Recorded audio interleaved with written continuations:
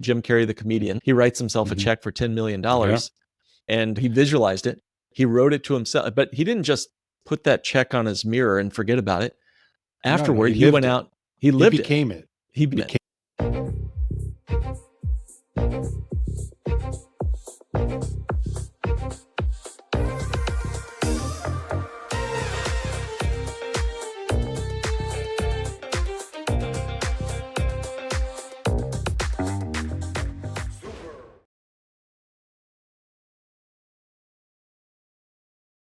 Welcome back to Super Entrepreneurs Podcast. I'm your host, Shahid Durrani, the show where we dive into the minds of high-performing entrepreneurs, innovators, world-class leaders. If you're someone who's always looking to grow, push your limits, think and do bigger, you're in the right place. Today we have with us Mark Willis, a certified financial planner and the founder of Lake Growth Financial Services.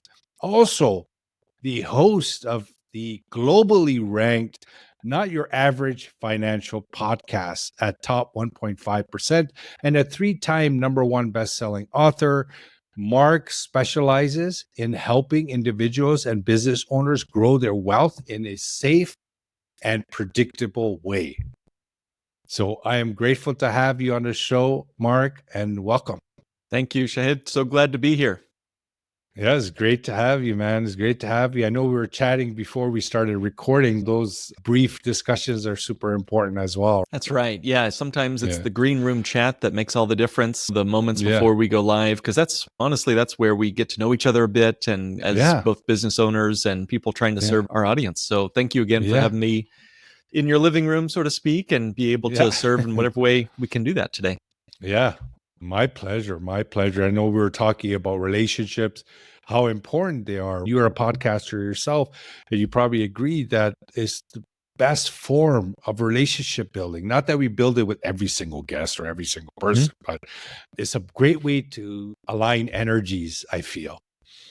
100%. Yeah, we really do live in the future where we can do this across boundaries, across internets, across territories, whatever. And we're here talking to people in people's ears, on people's screens, whatever, and possibly changing the trajectory of their lives in small but maybe significant ways. So it's very humbling. And I take the task with great humility, but it's also so much fun that we can do something like this. This is something our grandparents couldn't have even imagined, or even our parents really as kids. So it's something that we really do live in the future. Yeah, my mom still doesn't get it. You're like, you're just having fun. I go, just having fun. That's right. Because when you're not working, like they're trying to say you're not a hard worker. Yeah, you're just being lazy now. You got older. I go, no, I'm just having fun. And literally, that's the secret. What I really realize is that when we shift our life to having more fun, changes the trajectory of our results. Because now, why? Because we're vibing higher, we're more enthusiastic, we're happier, we're jolly, we have that joy in our step, and that attracts other human beings as well that want to do business with you. There's a big aspect that is missing, and unfortunately this happens because everybody is conditioned to live from the outside in. It's just the way we were taught, and when we do that, every other bump, we take it personal, for example, or there's a lot of mindset stuff going on that we look at it at with a negative eye, right? But if we start shifting and the more we play that game of finding good and being happy and joyful, the more it becomes a habit. And that's what's beautiful about it. 100%. I don't believe there are any failures. There are no failures. I just think there are experiences and then our reactions to them. Agree. I think none of us make it out of this world alive. So we're all going to stub our toe and possibly break a leg, literally, and a lot worse in our business life and in our physical and emotional and relational, spiritual life. And the question is not what happened to you. It's what's our interpretation of what happened to us? What's our reaction to what happened to us, and what is our agreement we made with our past selves as a result of that experience? How many of us said, oh, I'm just unlucky with money. Oh, I'll always be poor. Or, hey, money is only for those evil rich guys. Yeah. It's so false statement. And when we have that agreement, then even if we're successful yesterday, we're going to find a way to lose the money today.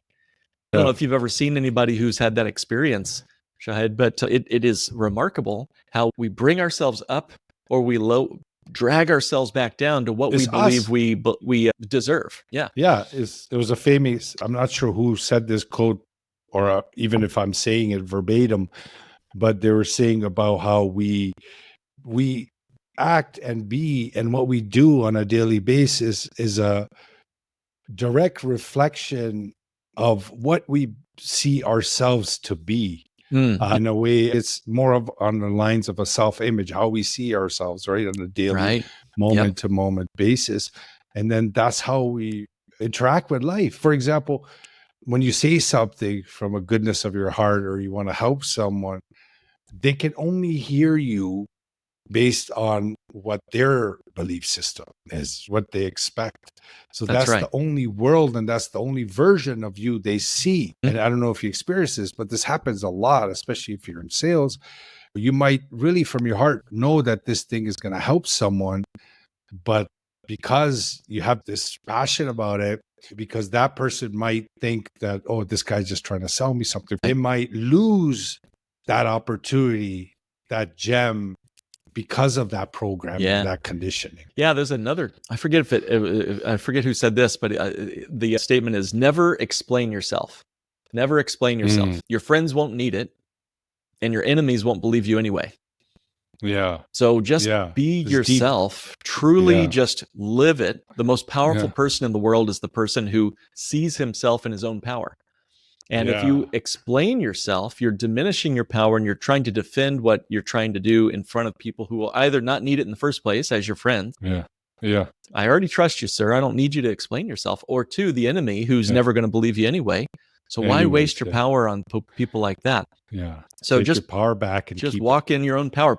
The world will get out of your way if you're walking in your own power. And I don't just Yeah. mean that in a esoteric woo-woo kind of sense. I mean that Yeah. truly. Confidence is felt. It's a currency, just like money, Yeah. just like Yeah. time, just like Yeah. attention. Why do we Mhm. pay attention if it's not a currency?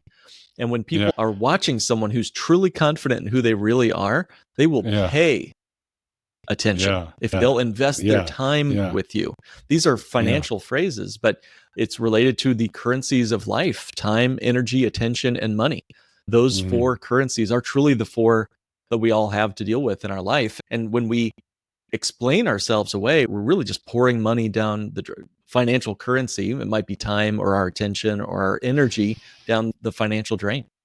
Yeah, and for my entire career, it was a big hurdle for me because it really mattered what other people thought of me. Like Right. Yeah. it was so bad that I would just look at people in their eyes, what I see. So are they agreeing with me? Are they disagreeing? Am I saying the right thing? That kind of stuff. I stutter, I lose my thought, all that stuff.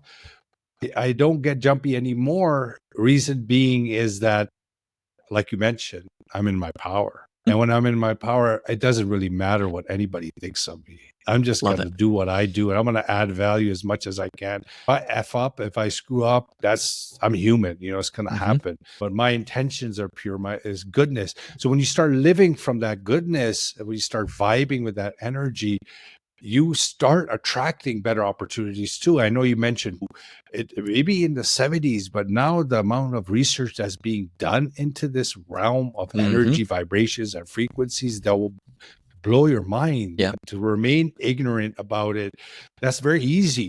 Yeah. But to go in and start listening to this content, these research papers are out there. Just look at what's happening. Even CIA did a report on it. I'm not sure if that's real or not, but they were talking about a lot of facts. But there's other aspects of many different researches, especially scientists, that are looking at the connectivity between the DNA, if it's out of the body, in the body kind of thing. Many different other types of research that makes you wonder that what we think life is a lot more complex than we could ever imagine through our senses. That's right. Well, you've probably heard of Plato's allegory of the cave. Yes. Yes, of course. I think for those that aren't familiar, I'll briefly mention it's a bunch of people tied to a wall, basically, and all they can see, they've grown up in this cave, and all they can see are shadows on the wall. One man somehow escapes from this chained experience and is carried up to the sunlight where he can see the entire world as it is. And of course, he immediately freaks out, can't understand it, finally becomes aware of his truth, which is we're all tied to this wall. Then he's carried back down to his comrades in chains, and they won't believe him. They won't believe him. And you're right. Why does it, in what world do we believe that we've got it all figured out? At this stage in all of human existence, when we look back at 1,000 years ago, people who had wildly incorrect beliefs, how is it we think today we have it all figured out? That's very arrogant of us. It's just so much research is coming out.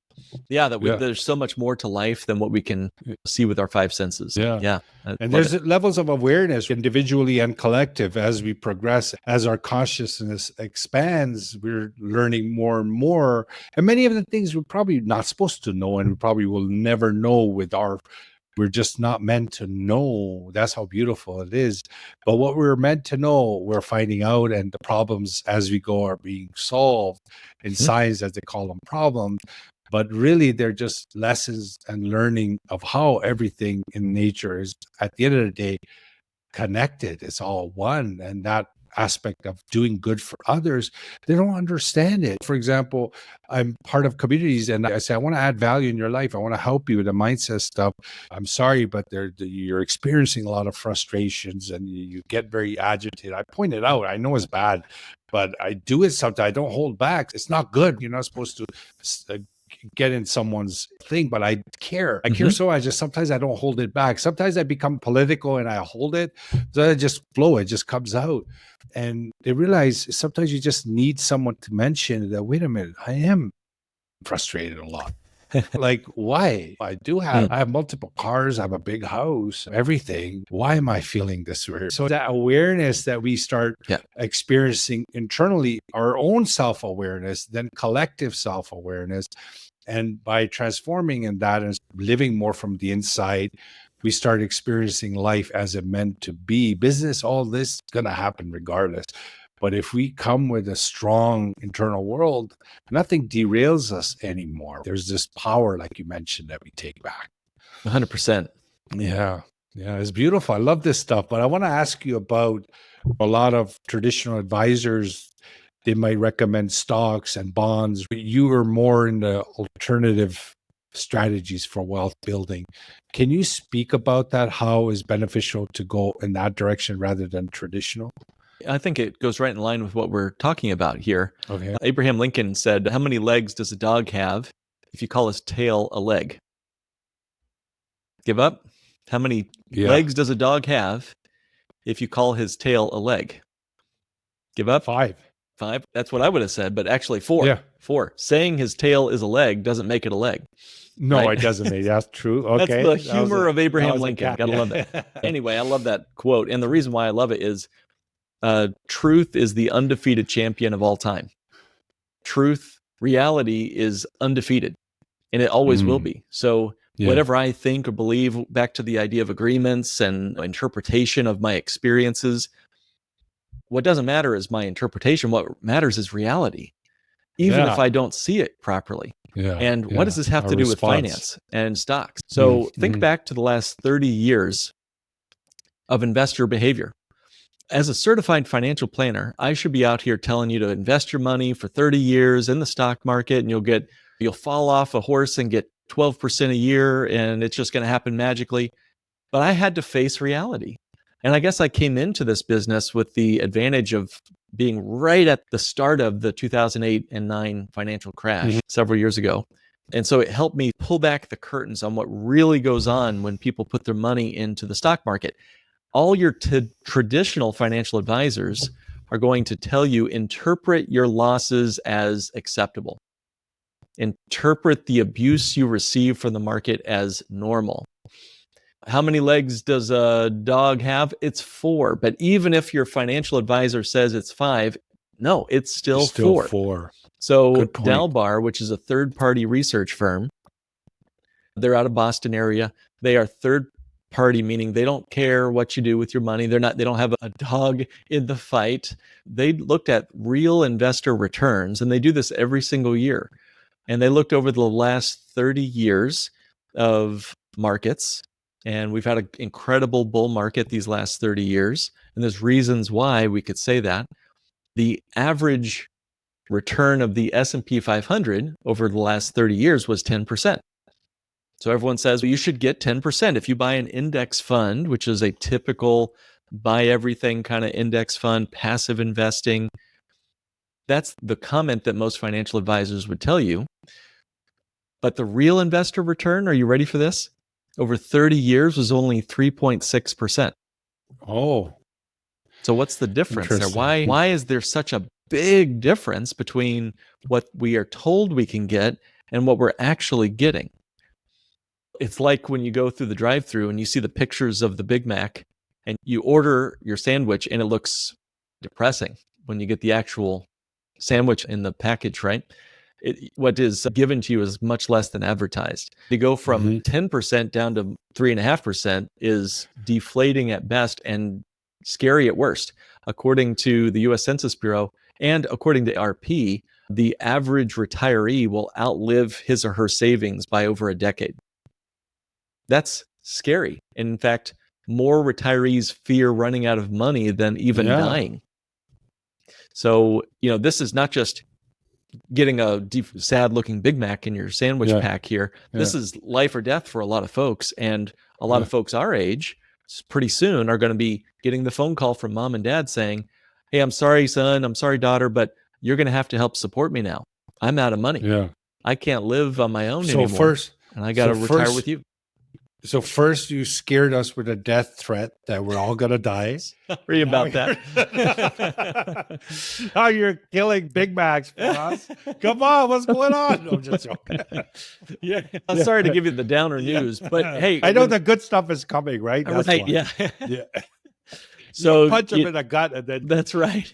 Honest truth. Again, reality is undefeated. The dog only has 4 legs no matter what we think. Facts are facts. So, my hope is that by waking up to reality, like I had to hear those phone calls when my CPA, I was working for a CPA at the time of 2008 and 9.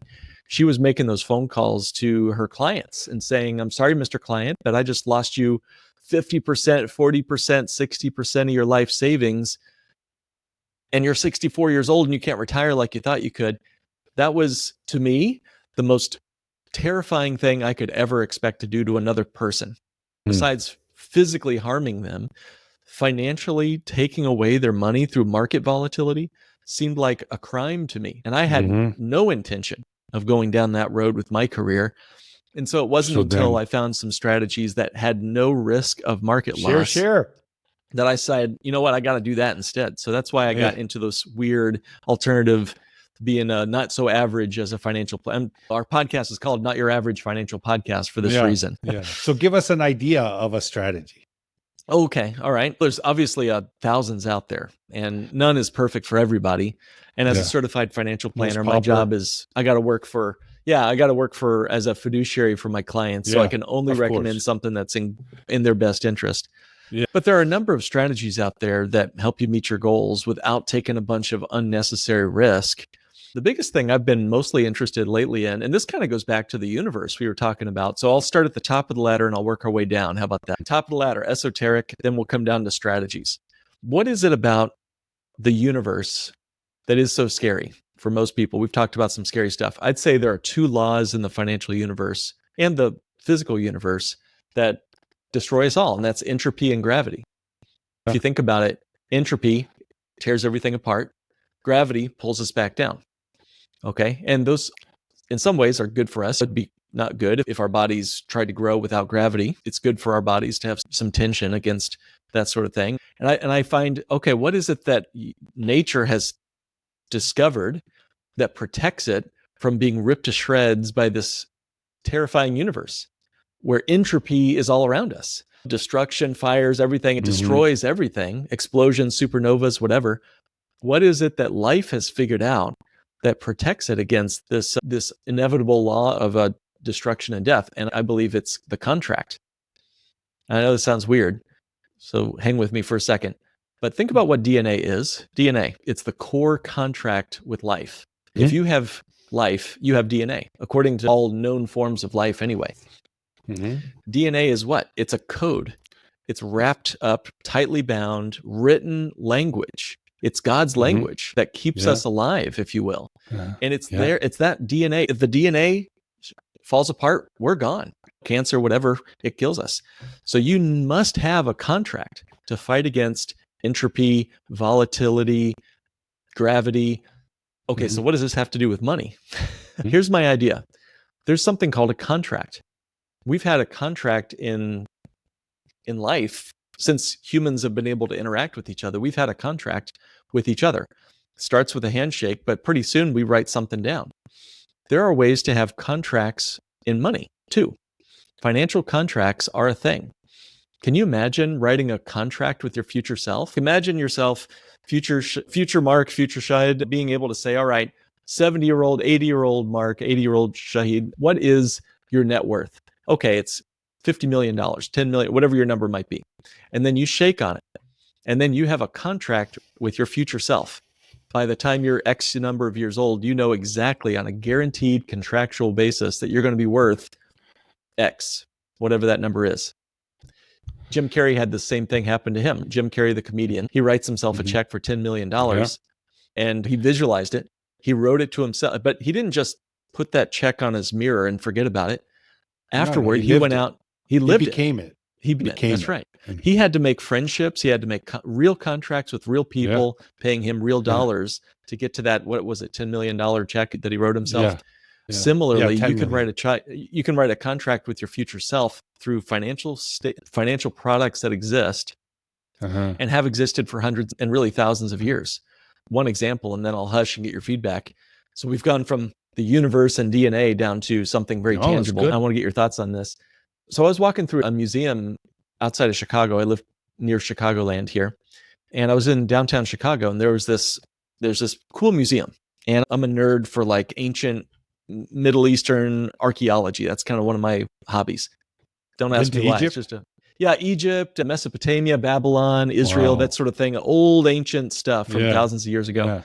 Yeah. And the Ancient Oriental Institute in Chicago is a cool one. It's the largest collection of archaeology in that region in the Western Hemisphere. So I said, I got to go check this place out. I'm walking through the halls. I wasn't looking for anything in particular, just checking out things with my buddy. And I noticed this long, 20-foot long parchment paper written in this weird language. So I go check it out, and it's an annuity contract from 300 BC. Okay, so what the heck is an annuity? It's an insurance contract. It's a contract for income. It's basically whoever this guy was, he was getting a paycheck guaranteed to him for the rest of his life.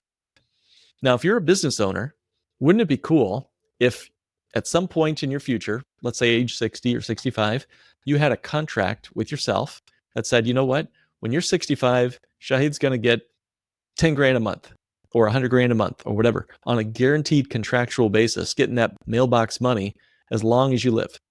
What would that change as a business owner about your mental state, about your spiritual state, to know that part of your life is taken care of? Future you is happy with you. How would that help you get out of bed today? How would that make you feel to have that kind of a resolve that no matter what happens with this client this afternoon on the call, your check is coming to you when you're X number of years old? I just think that would change everything for a lot of business owners. Yeah, no, I agree. It's very similar to what we teach. At the end of the day, we need to become what you desire to have first. It's beautiful in a way, just for us to discover that truth, why we experience a lot of trouble in our life. They're like nudges for us to realize this beautiful fact that we can have anything.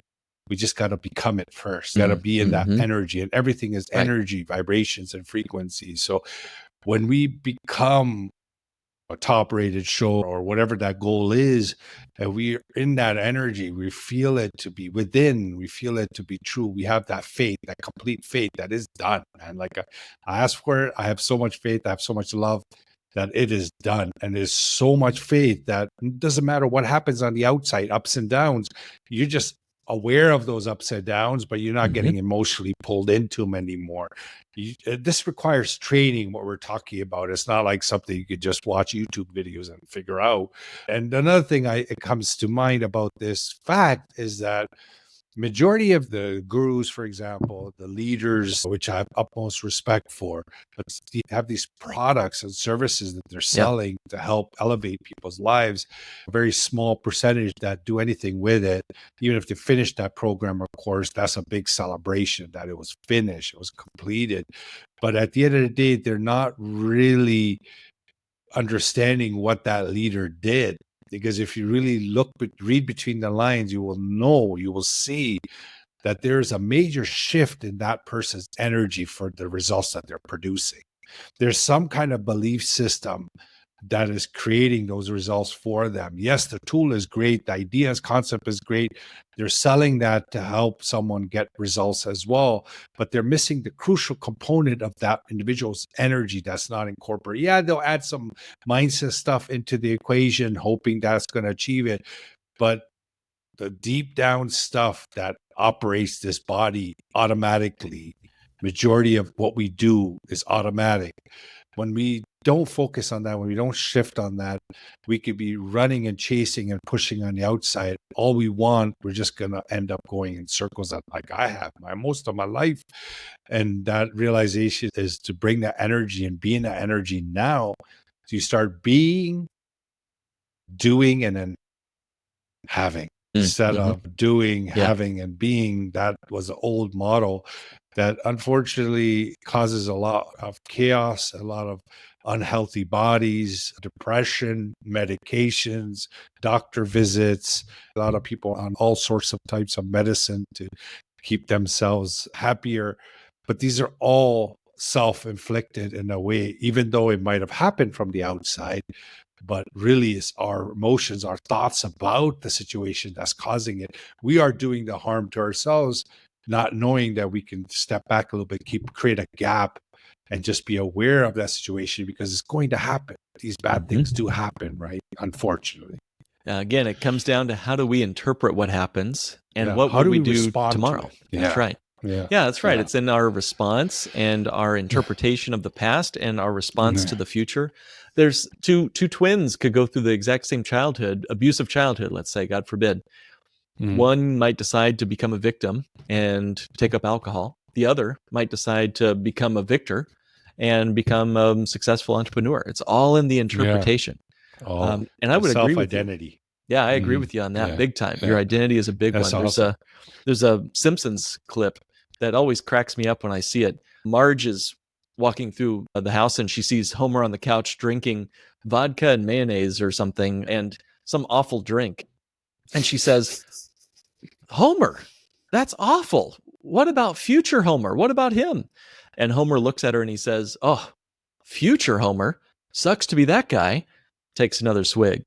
I don't want any of my clients to hate upon their future self. Let's be kind to our future self. And there's even in the present moment.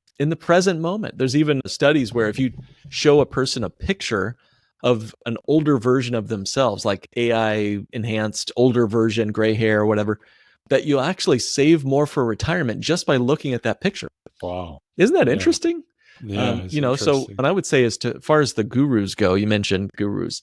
I have found in this arena, the financial arena, there are plenty of gurus, and there's plenty in the self-help and improvement space as well. Money gurus aplenty. Let me just tell you, man. But here's the secret. They've been on our show, many of them. Yeah, I'm sure they have. Here's the secret. And I always tell folks, I'm going to be your last money guru. Okay? Because there are plenty out there. I'll be your last money guru. And here's what I mean by that. Yeah.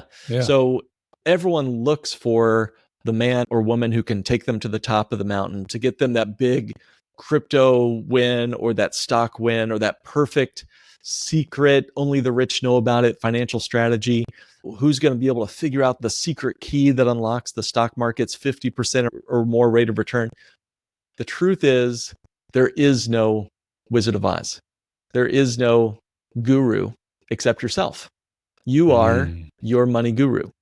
And nobody should care more about your money than you do. And as soon as you talk to somebody about your money and they start believing it's theirs, they're going to find a way to take it from you.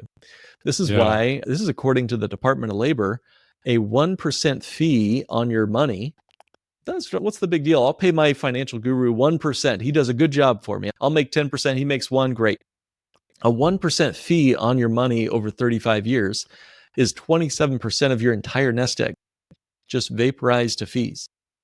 And then we throw another 20 or 40% to taxman. So what are you left with after all that? Mm-hmm. Government and your money guru took your money, and you're left with a less than stellar retirement. So the truth is, there is no Wizard of Oz. There's no one behind that curtain with a secret investment that gives you access. That's absolutely. Become your own money guru. Don't rely on things that you can't control. Find things that you're able to take within yourself. Yeah. No, wonderfully said, my friend. This is great. It's been a great episode. We could talk about this stuff forever. It was great speaking to you about this. It's a different angle for people to look at. And from the entire conversation, energy matters. How we feel, how we think, how we feel, how we act defines the effects that we achieve, the results that we achieve. And by elevating our life internally, we start making decisions, doing things from that place. And that's what I also say, that there's tons and tons of strategies out there. Everybody's talking about email marketing or lead gen, whatever the strategies they're working on to elevate their life. What I always recommend, you got to work on what's driving those strategies into results first. We need to work on what makes things work better for you in the long term. What's your energy towards your actions? How are you feeling? How are you thinking, feeling, and acting in each moment, which defines the results over time? And when we focus on that, we start stepping in a more ease and flow rather than conflict. Yeah, that's right. You figure out if you're acting against your beliefs, and this could be so practical, and I'll be very brief because I know our time is short. But when people tell me, hey, Mark, I think taxes are going to go up in this country over my lifetime, they're not being a political animal at that moment. They're just saying, hey, I know that over a lifetime, my taxes are likely going to go up. And then they tell me, oh, Mark, I'm putting so much money into my tax-deferred 401k. Now, what does the word defer mean? It just means push off until later. And at the same time, they're saying taxes are going up later. I'm deferring my problem to a later date. It's like deferring a root canal. So we act against our beliefs all the time. And I do this too. I want a 6-pack of abs, but I also love ice cream. It happens to all of us.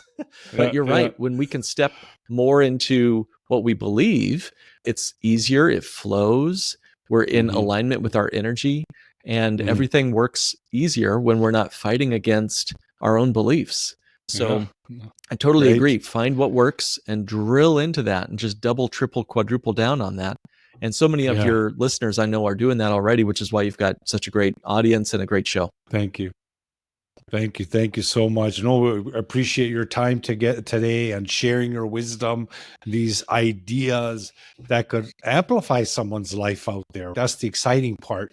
So if anyone out there is finding value in this, definitely engage with the content as well. Don't hold back and share with someone that might benefit from what Mark is saying and what we're talking about here. So I appreciate you guys, and I appreciate you, Mark. Keep in touch.